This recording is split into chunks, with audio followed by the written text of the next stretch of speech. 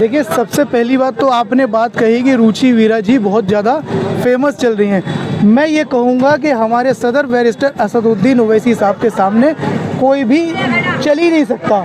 हमारे बैरिस्टर असदुद्दीन ओवैसी साहब माशाल्लाह वो सांसद हैं, वो कायद हैं कि उन जैसा दूसरा कोई कायद हिंदुस्तान में ना है ना होगा, क्योंकि उनको सांसद रत्न प्राप्त है। आज मुरादाबाद की सरजमी से बैरिस्टर असदुद्दीन ओवैसी साहब ने समाजवादी पार्टी की धज्जियां उड़ाने का काम किया है।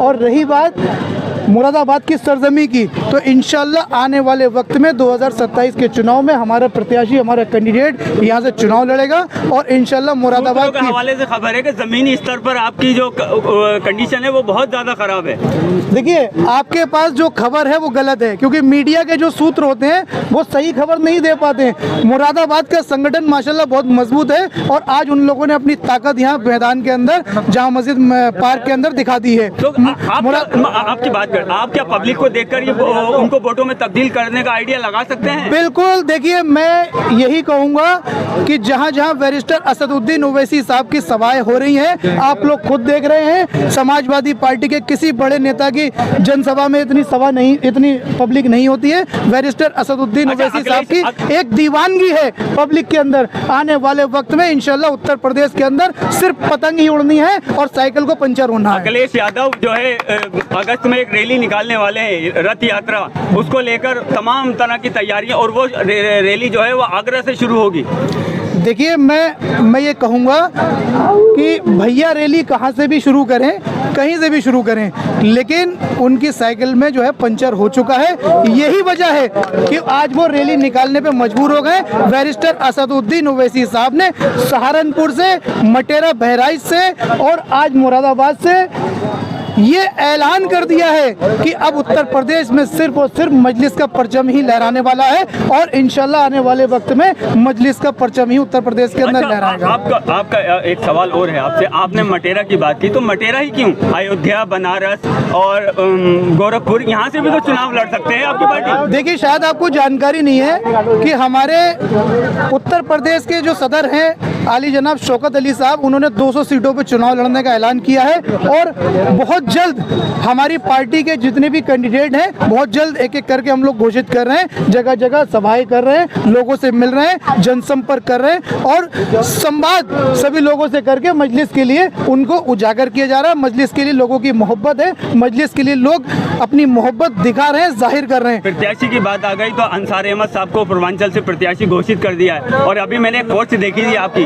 आपने भी अपने आप को प्रत्याशी घोषित कर दिया। देखिए, ऐसा है, हम लोग अपने आप को प्रत्याशी घोषित नहीं करते हैं। हम लोग पार्टी के कार्यकर्ता हैं, पार्टी के सिपाही हैं। अगर पार्टी हम लोगों को चुनाव लड़ाएगी तो इंशाल्लाह हम लोग हर समय चुनाव लड़ने के लिए तैयार हैं और जिस विधानसभा से पार्टी चुनाव लड़ाएगी हम उस विधानसभा से चुनाव लड़ने को तैयार हैं। बरेली के फेमस चेहरा हैं आप बरेली में कोई भी कार्य हो, चाहे पुलिस का हो या किसी भी, आप सबसे आगे खड़े होते हैं इंशाल्लाह। देखिए, मैं जनपद बरेली के शहर विधानसभा से चुनाव लड़ने की कोशिश में हूँ। अगर पार्टी मुझे टिकट देती है, पार्टी अगर चुनाव मैदान में मुझे उतारती है तो मैं जरूर इंशाल्लाह मजबूती से चुनाव लड़ूंगा। आपकी पार्टी का जो वो चुनाव है वो सिर्फ आजम खां पे ही क्यों टिका हुआ है? क्योंकि अब्दुल्ला आजम का एक बयान आया था, अभी मैंने देख रहा था कि अब्दुल्ला आजम ने कहा है कि आपकी पार्टी MIM जो है तेलंगाना में 7 सीटें लड़ती है, यूपी में 200 सीटों का ऐलान करती है, बिहार में 100 सीटों का ऐलान। सबसे पहले अपने घर को मजबूत करना है। क्यों? अब्दुल्ला भाई को शायद ये नहीं पता है कि हमारे तेलंगाना में 7 विधायक हैं, 3 हमारे MLC हैं, 1 हमारे सांसद हैं जो पिछले कई वर्षों से जीतते चले आ रहे हैं। उनके, हमारे सदर साहब के वालिद साहब वहाँ से सांसद बनते चले आए, उनके दादा वहाँ से सांसद बनते चले आए, तो उनको ये नहीं मालूम कि हमारा घर कितना मजबूत है। आपकी पार्टी BJP, सुनिए, और हमारे 7 विधायक तेलंगाना में 70 के बराबर हैं। उनको ये चीज बता देना। और आपके 110 विधायक उत्तर प्रदेश के अंदर मात्र 0 के बराबर हैं, कोई काम नहीं करता। अब्दुल्ला आजम साहब आज अगर ये बात कह रहे हैं तो मैं आपके चैनल के माध्यम से उनको बताना चाहता हूँ कि अपने वालिद साहब की पैरोकारी करिए, उनको जेल से बाहर निकालने का काम करिए और अखिलेश भैया से आप लोग इतनी मोहब्बत करते हो, उनसे कहियो कि सड़कों पे आके आजम खान साहब के लिए विरोध प्रदर्शन करें। पार्टी सड़कों पे आ गई। अभी कहाँ आई? डेलीगेशन एक मिलने आया था। आज भी सांसद प्रतिनिधि पूरा जो है जौहर विश्वविद्यालय गया है। आपको शायद ये मालूम होगा कि सहारनपुर में बैरिस्टर असदुद्दीन ओवैसी साहब ने जो रैली करी थी, उस रैली से बैरिस्टर असदुद्दीन ओवैसी साहब ने जौहर यूनिवर्सिटी की आवाज उठाई थी। वो आवाज उठाने के बाद इनको शर्म आई, लोगों ने अपने डेलीगेशन भेजा, वो भी 15 दिन के बाद। 15 मिनट में क्यों नहीं भेजा, 15 दिन के बाद ही क्यों भेजा? अखिलेश यादव जी 1 घंटे के लिए अरेस्ट हो गए तो पूरे समाजवादी आज सड़कों पर आ गए। आजम खान पिछले कई वर्षों से, उनकी बीवी, उनका बेटा अब्दुल्ला जेल के अंदर है, उसके लिए समाजवादी सड़कों पे क्यों नहीं आए? क्या समाजवादियों में आजम खान को लेकर कोई मोहब्बत नहीं है? नदीम कुरैशी जी, तो आपकी पार्टी भी तो आ सकती थी जौहर विश्वविद्यालय। आपके 70 किलोमीटर दूर, आप मेरी बात तो सुनिए, आप 70 किलोमीटर दूर रहते हैं। सुनिए, आपको शायद जानकारी नहीं है, आपके सूत्रों ने शायद आपको ये नहीं बताया। सबसे पहले मजलिस इत्तेहादुल मुस्लिमीन ने जौहर यूनिवर्सिटी को लेके ज्ञापन दिया है और सबसे पहले हमारी पार्टी के लोगों ने आवाज उठाई है जौहर यूनिवर्सिटी को बचाने के लिए। आज मुरादाबाद की सरजमीन ने ये गवाही दी है मेरे लीडर बैरिस्टर असदुद्दीन ओवैसी साहब की मौजूदगी में कि तख्त बदल देंगे, ताज बदल देंगे, बेईमानों का राज बदल देंगे। आप भी सहारनपुर से आते हैं, वहाँ पे प्रत्याशी, पिछली बार भी प्रत्याशी रह चुके हैं मुजफ्फरनगर से, और 22,000 वोट लाए थे। क्या अब की बार वहाँ की जनता आप पे भरोसा जताएगी? जनता भरोसा कितना जता रही है आपके सामने है कि हमने मोहम्मद अली जौहर यूनिवर्सिटी पर उनसे सवाल किया, जो लोग हमें लूटने का काम करते हैं, जो हमें खसोटने का काम करते हैं, जो हमें हिंदू पर लड़ाने का काम करते हैं, ये समाजवादी पार्टी नहीं। पार्टी को अब 27 में आजम खान जैसी शख्सियत है, जुबान पर कोई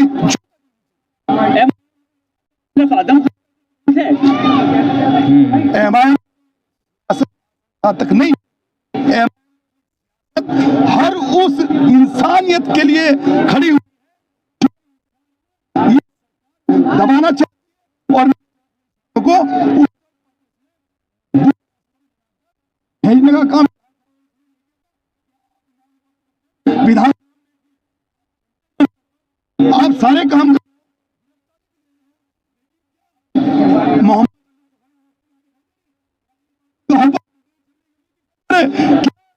कुछ नहीं दिखा, अगर तो आपको 2027 का चुनाव और इसको का फार्मूला बताते हैं। आपका चेहरा बेनकाब करेगी ये जनता, और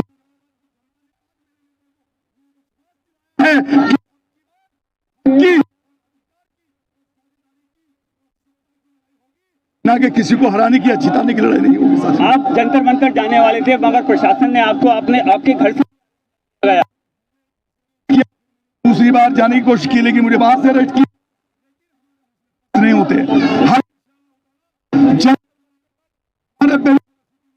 आपने देखा होगा, और वहां पर आवाज उठाई है लोकसभा के अंदर, आपने लड़ी साथी पार्टी इंशाल्लाह बुलंद करेंगी। उत्तर 2027 में आ रहा है इंशाल्लाह। 2027 में जो है MIM कितनी सीटों पर चुनाव लड़ेगी? ये मेरा काम नहीं, मैं एक छोटा सा कार्यकर्ता हूँ। इंशाल्लाह मैं वहां चुनाव लड़ूंगा। कि अगर 100 साल से कोई मस्जिद, दरगाह, खानकाह, मजार है तो क्या वक्फ यूजर का कानून नहीं है? बताओ तुम किस बुनियाद पर नोटिस दे रहे हो? क्या भारत में एडवर्स पोजीशन का कानून खत्म हो गया? हम 100 साल से हमारे पास है, तुम अचानक उठकर कह रहे हो कि नहीं ये सरकार की जमीन है। अरे याद रखो, ये तुम्हारा जुल्म अब चलने वाला नहीं है। हम ना कभी तुम्हारे जुल्म से डरे, ना कभी डरने वाले हैं इंशाअल्लाह ताला। तुमने अतीक को गोलियां मार दी, तुमने मासूम बच्चों का इनकाउंटर कर दिया, तुमने 100 की तादाद में बुलडोजर लगाकर घर को तोड़ दिया, तुमने जिंदगियां बर्बाद की, मगर याद रखो हम सिर्फ डरने वाले अल्लाह से है। यकीनन वक्तिया तौर पर हमको तकलीफ जरूर हुई, यकीनन हमारे घर में आंसू बहाए गए, मगर हमने अपने आंसू को बहाया, मगर हमारे हौसलों को हमने पस्त होने नहीं दिया। क्योंकि जुल्म करने वालों, सुनो आरएसएस वालों, तुम्हारे पास इख्तिदार की ताकत है, तुम्हारे पास हर चीज है। हम गरीब और मजलूमों के पास अगर कोई ताकत है, ये दो हाथ है और अल्लाह है, ये दो हाथ है और अल्लाह है। हम हर बार अल्लाह के सामने अपनी बात को रख रहे हैं। इंशाअल्लाह ताला जब नमरूद और फिरौन का इख्तिदार नहीं रहा तो तुम्हारा इख्तिदार कहां रहेगा? जब यजीद पलीद हो गया तो तुम्हारा जुल्म कहां पर रहेगा? तुम जुल्म कर रहे हो, तुम संविधान के दायरे में रहकर हुकूमत नहीं करना चाहते हो।